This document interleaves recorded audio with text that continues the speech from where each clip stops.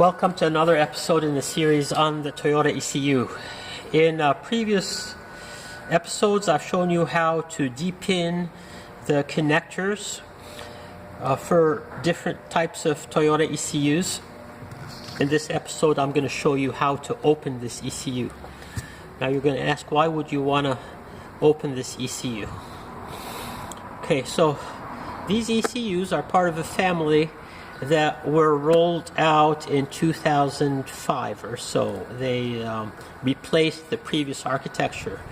They're based on a Renesas or Fujitsu processor, and these processors can be flashed.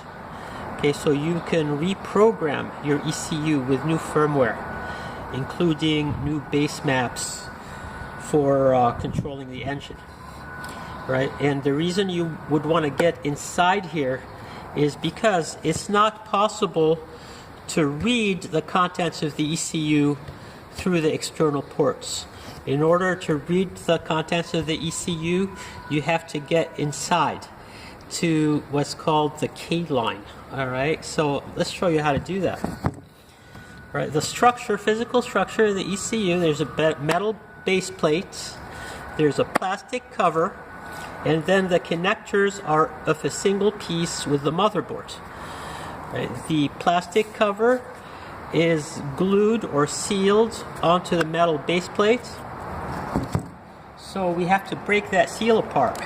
We start by undoing the 4 screws that hold the cover down onto the base plate. So we get these screws out.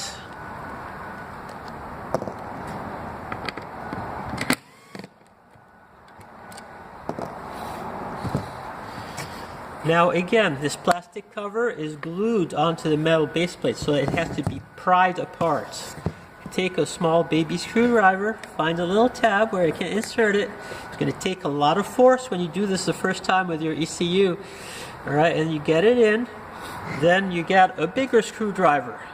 As soon as you're in here, you get a bigger screwdriver, and with a small screwdriver in, you get the bigger screwdriver in. Okay, oops, try this again. Let's try to be smart about this.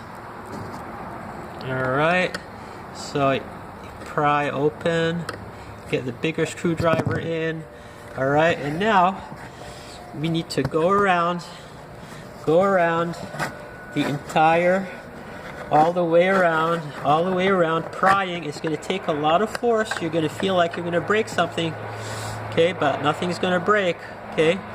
Go all the way around and pry, and I'm kind of pretending to do this as you would. And then, after you've gone all the way around, these 2 pieces are going to come apart, alright. Now you see the sealant or glue that is all the way around here. You see the sealant or glue, and you see how far you can go. Okay, you can go about this far in before you cause any damage, so you're pretty much okay. Alright, now we have this mess of sealant all over everything that we'll have to clean up later. So the next part is to separate the plastic cover from the motherboard and connectors.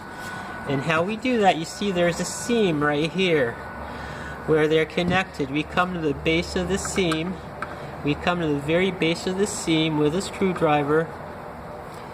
Get the screwdriver in here, right at the base. Let's try the other side, make it go easier. Okay, there we go. And again, it's going to take a lot of force.